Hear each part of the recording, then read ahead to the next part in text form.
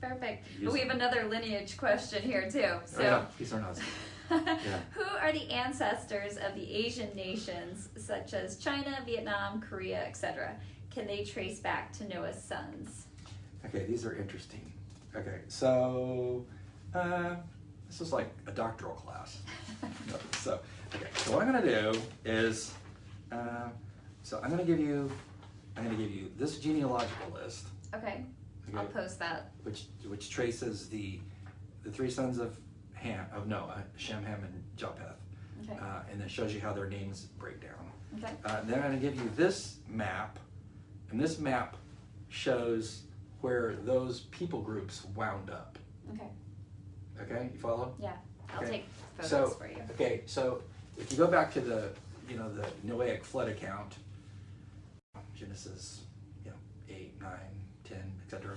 I mean, the short story was, after the Noahic flood, Noah had on the boat Noah, his wife, and his sons and their wives. Mm-hmm. So you didn't have very many people. So you had Shem, Ham, the youngest, and Japheth. All right, and those after the flood, they all went different directions. From what we know from tracing their genealogies. So with and her question was about the people from like the Asiatic people. Mm-hmm. Okay, so they descend from Shem. And Shem is a Hebrew word for name.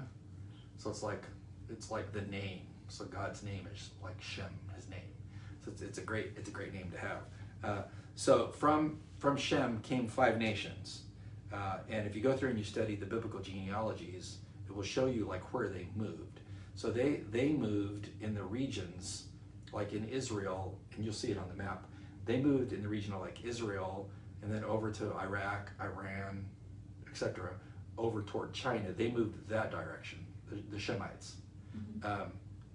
Those from Japheth moved north. So they went to different parts of the compass.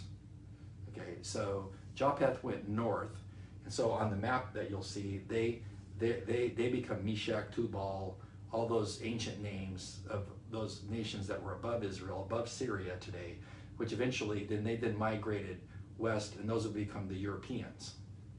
They came from Japheth, and then the Hamites, or Ham, they migrated south. When you study the genealogical list in Genesis, and they become the Ethiopians, the Nubians, etc. The Africans to inhabit Africa over millennia, and so from those 3 sons came all of these people as they moved into 3 different geographical directions. If that makes sense. Mm-hmm. So the answer to the question is, were the Asiatic nations such as China, Vietnam, Korea, etc., can they be traced back to Noah's sons? I think they can. And they would be traced back to Shem. Okay. As they eventually migrated. And the other thing you have to do is you can't okay, like the doctrine of uniformity is uniformitarianism.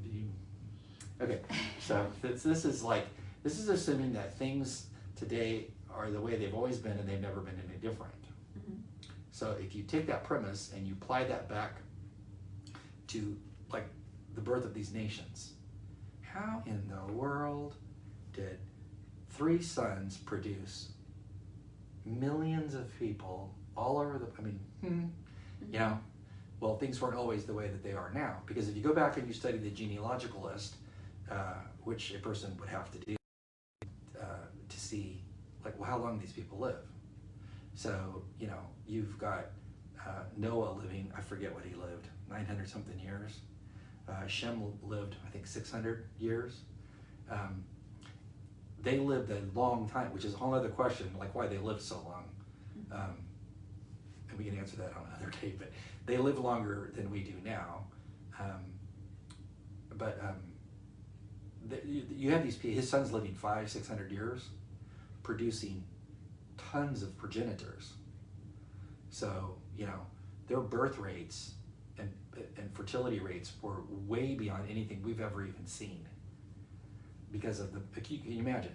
if you and your husband both lived for 600 years? Be a lot of kids. You have many kids right now? Three? Three. Three. You just got started. Yeah. I mean, imagine if you had 100. Right. Or 150 or whatever. So my kids all want a fourth. Yeah. I'm like, Mommy needs enough time with each one of you. Yeah, well, but if you live, say you lived 500 years or 600 years, and what would be midlife? Yeah. Oh my goodness. 250. And if midlife. If you thought you were going crazy now with kids at home, just imagine. It'd be a piece of cake. But so it'd be midlife. But children that you had, say when you were 100. By the time you're 200, those children are 100. Mm-hmm. Well, you still got 400 more years to live. But they're having children who are having children. So you're talking about a prolific, when God said be fruitful and multiply, he was not kidding, because that's what happened. Mm-hmm. And then they had to constantly move and be nomadic to find food. After the Noahic flood, the weather changed. The earth wasn't as habitable as it was before the flood. And so people had to move, because now there were deserts when there weren't before. And so people had to change and move and bob and weave. So the way things are now are not like they were back then.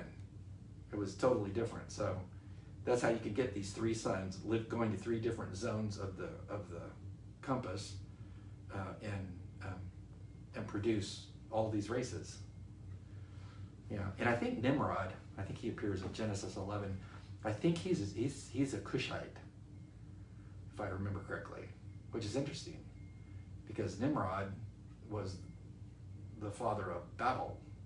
Babel's not anywhere near Africa, so he must have moved. So there was movement in these nomadic tribes on trade routes and things, But it's interesting, because the tribe of Cush was cursed by God, and then Nimrod. That's where he came from. I'm pretty sure that's where he came from. Then Nimrod comes from this cursed line, and he's the one who brings false worship into the world in a major way. He's the first one to bring